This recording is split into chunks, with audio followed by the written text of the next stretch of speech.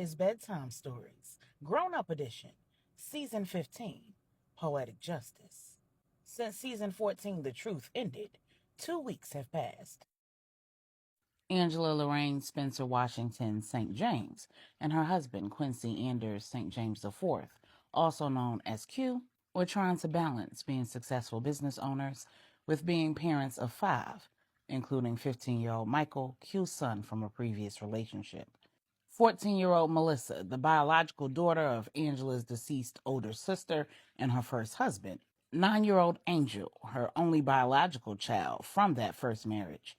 And the couple's 2-year-old twins, Quincy V, also known as V, and Isla. While also navigating life with Q at the helm of the St. James crime family, one of 5 organizations in the notorious 5 families. And while he'd been crowned head in name only after the death of his father's brother, his uncle Nigel, an impending war within the families has the potential to turn him into a man he's never wanted to be. Q is the co-owner of a private investigation firm with his and Angela's best friend, Lawrence Johnson Jr., also known as LJ. He's also an agent ad litem for the FBI. Q's been working on an international trafficking case that's become awfully personal. At the same time, Angela, the owner of Vibrantly You, a beauty and hair care brand that she built from the ground up, is also 28 weeks pregnant with twins again. And despite being adamantly against joining her father's family's criminal organization, she stepped up to serve as a secret weapon in the effort to prevent a war within the 5 families. The Lopez family has been the lead family in the 5 families for more than 4 decades. And at the helm is Angela's father's only brother, her uncle, Emmanuel Manny Lopez.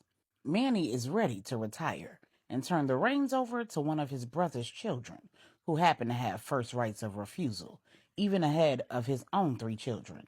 Dr. Miranda Lopez, psychiatrist, Dr. Maribel Lopez, OBGYN, and Lorenzo Lopez, tech genius and international hacker. Fortunately, Stephanie Catalina Spencer Taylor, Angela's younger sister and only living sibling, was willing to assume the Lopez seed. Initially, that decision cost her her marriage to Pastor Corey, CT, and custody of her now 2-year-old daughter, Indira Kari. Now at 26 weeks pregnant, Stephanie and her ex-husband have reconciled, are preparing for their second wedding, and a move to Puerto Rico with their daughter.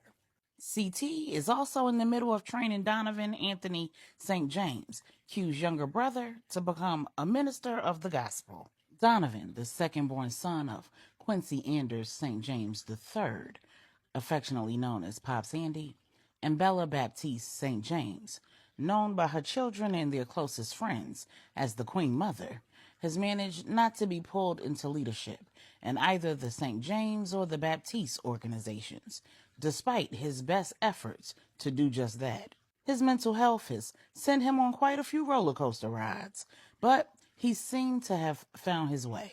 With a genius-level IQ, Donovan has shown that he can do just about anything.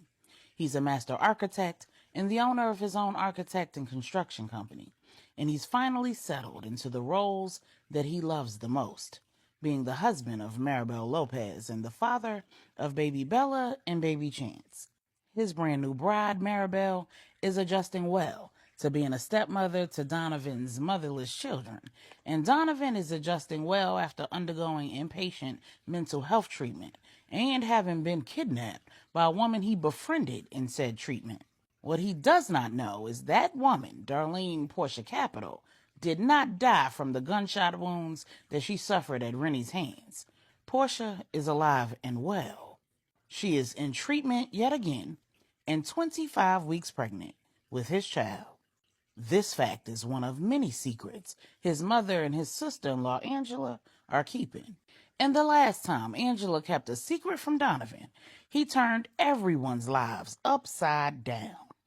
Let us all pray that his call to the ministry will be enough to keep him from going over the edge. The entire St. James family and everyone connected to it has been floating without a tether since the patriarch of the family's death. Pops Andy was the glue, the anchor, the lifeline for so many. especially his widow, Bella. Pop Sandy's death gave the Queen Mother a second chance at being the head of the Baptiste criminal organization and at finding love with her childhood crush, Idra Charles, the head of the Charles family criminal organization. Unfortunately, she only valued one of those opportunities because remarriage was not an option for her, and that was a deal breaker for Idra Charles. The Queen Mother is focused on protecting her growing family, which includes keeping a pregnant Porsha under wraps and supporting her only daughter, Anya, who's deaf, and her lawyer husband, Ronald Hobbs' efforts to care for their growing family and stay out of the life. Anya and Ron's son, RJ, is almost 1, and Anya is 25 weeks pregnant. The couple also endeavors to establish a legal defense and support fund for members of the deaf community in honor of Anya and Ron's sister. Her other focus is keeping the Baptiste organization flourishing and training the next generation of women to be bosses in their own right, including LJ's baby sister, Renni Johnson, who is finally mentally stable and working on her PhD in biochemical engineering while serving as the chemist for the notorious 5 families. Renni is also enjoying her first real relationship with Stax, a general in the Lopez criminal organization. The Queen Mother is also training the next heads for the Lopez family, Stephanie and her lifelong best friend, sister, and right hand in training, True Joy Burton, and her own replacement at the helm of the Baptiste family, her only brother Samuel, the former head of the Baptiste family's daughter, Salima Baptiste Ali. Unfortunately, 3 of the 4 women are pregnant, putting the Queen Bee's hopes for retirement further and further out of reach. Salima is 25 weeks pregnant, and she and her brand new husband, Wisdom, also known as Wise, have found themselves smack dab in the middle of their closest friends' deadly mess. True and Salima became fast friends shortly after True entered the life, right around the time that True's relationship began to develop and Salima's fling ended with Q's lifelong best friend and brother, Baptiste family finisher, Benjamin Woodrow Stevens Jr., formerly known as Lil Dro and currently known as Big Wood, Wood, or Woody. Several years later, Wood and True are engaged to be married. While Wood had retired from the game, his best friend Q's crowning pulled him right back in, and he has to serve as Q's right hand until further notice. True has graduated from being a finisher to a right hand in training. She also happens to be in hiding and 23 weeks pregnant. Big Wood had done the unforgivable. To True, cheating was forgivable, but being untrustworthy after the fact was not. Deflecting when asked about it and withholding the truth were deal breakers for her. But somehow, True managed to decide that reconciliation was at least possible if they could survive the storm they'd found themselves in. The woman Big Wood cheated with is Wise's sister, Amira Ali. Amira is also pregnant, claiming that Wood is the father, entrapped in a plot concocted by the very people behind the mayhem brewing within the 5 families.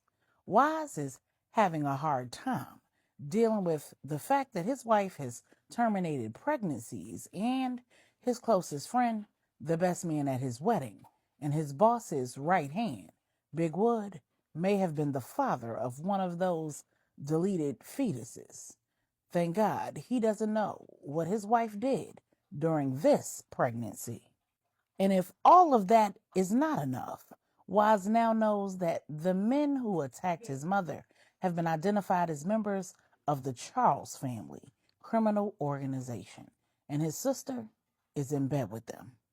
And with all of that going on, the families, including Nigel's barren widow Catherine, are also training Nigel's 5 illegitimate children, Sincere, Saint, and the triplets, Simone, Chantal, and Star, to assume their roles in the St. James family.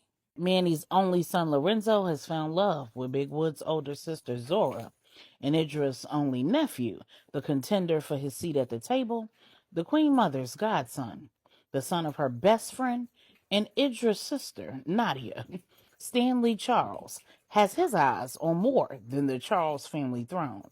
He has an obsession with Zora as well. And he's made comments that suggest that he has a serious issue with women's boundaries, respect, and accepting their no. And last, but certainly not least, Q and Angela's mutual best friends, LJ and Regina, and their 3 children, L3, Lena, and Anders, are on their way back from Germany.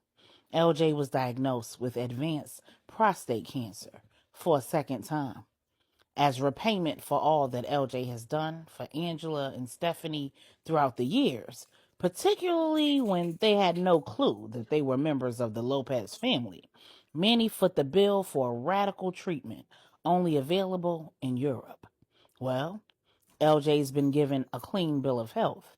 He's got a new lease on life, and he's ready to remind any and everyone who may have forgotten that if Angela ain't safe, ain't nobody safe.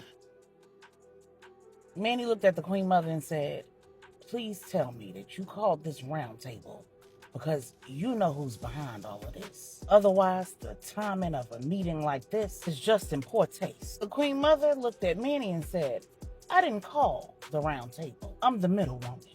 And as I understand, this round table was necessary to elicit a confession. This is probably going to get ugly." As the heads of the 5 families, their right hands, and the heads and right hands in training entered the room, it was clear that the entire mood was solemn. And no one really wanted to be there, but when the Queen Bee called, you answered. At the same time, Stanley walked over to Q and said, "Bro, I'm really sorry for your loss. I know how close you two were. I can't even imagine how much pain you're in right now."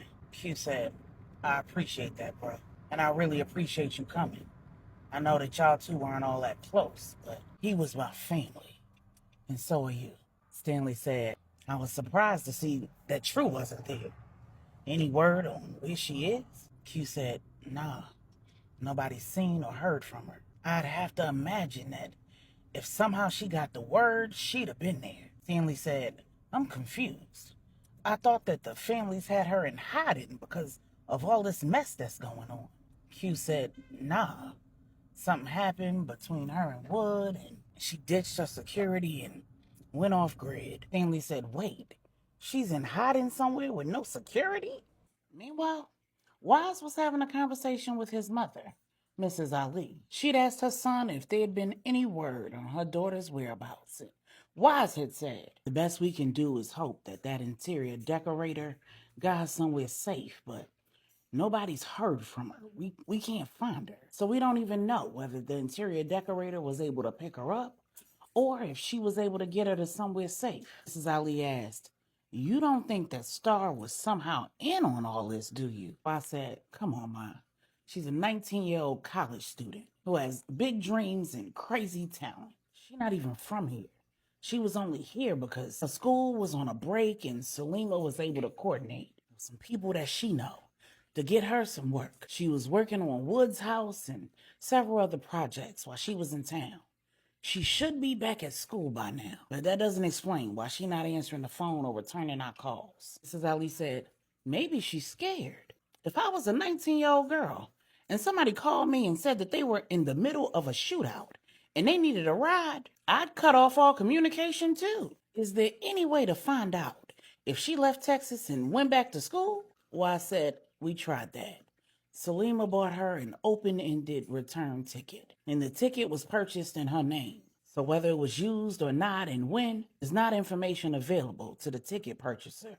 All of that made sense to Mrs. Ali, so she went back to her initial point. "And you're in the PI business, and Salima's involved in whatever she's involved in. And between the two of y'all can't find hair nor hide of my child. I just find that hard to believe." Well, I said, "Mommy, it's very well possible that Amira had a second cell phone." Mrs. Ali said, "How?" Why, I said, "From our investigation, what we've found is that somebody in that lab tipped off the people that are connected to all of this. Most likely, they needed a way to be able to follow Amira and they needed a way to give her instructions. Whoever was working in that lab and working with them people most likely slipped her a cell phone. The trace on the phone I gave her ended at that restaurant, and we found it on the ground in the parking lot out back. If she left there of her own free will and ditched that phone, she had to have another one. Mrs. Ali said, "So you think she's in the hands of the people who are behind all of this?" Why, I said,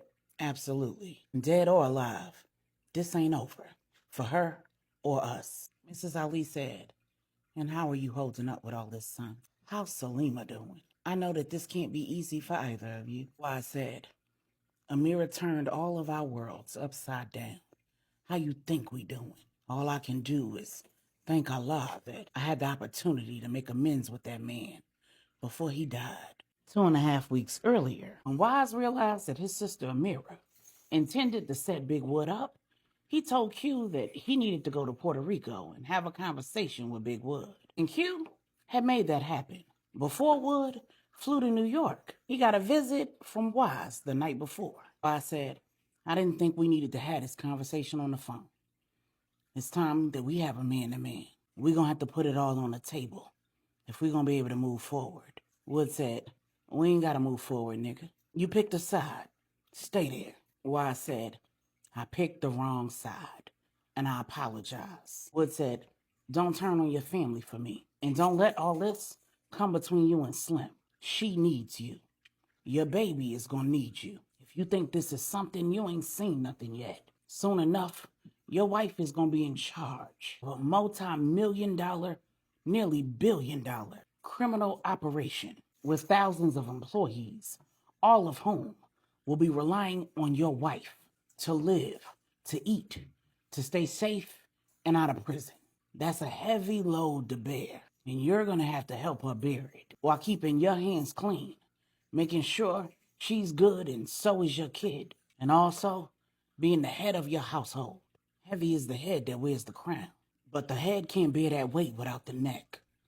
You're gonna have to be the neck." Slim is blessed that she doesn't have the added burden of orienting a new right hand, because Marley's still in the best shape of his life. He's in it for the long haul. Instead of worrying about me and what I got going on, you need to be focused on making Marley your new best friend. Well, I said, "I appreciate all the advice, but I got a best friend. My sister plans to set him up, and my wife has said some things that you and I need to talk about." Well, I said, "In the process of all this, I found out that Salima has terminated pregnancies, and you and I feel the same about that. She has not said who the would-be fathers of those babies were. I need to know." Wood cut Wise off so fast, saying, "Whoa, that's not for me. And if your wife ain't telling, I suggest you mind your business." Wise said, "Your response confirms what I thought." Wood said, "I ain't confirming or denying nothing. I don't live in the past, because today's too busy and tomorrow will have its own troubles. I suggest you take a page from my book. Anything and anyone that came before you ain't a problem, unless it or they make it a problem. I assure you, I am not your problem. And anybody who has skeletons of their own should never make it a habit of digging up anybody else's."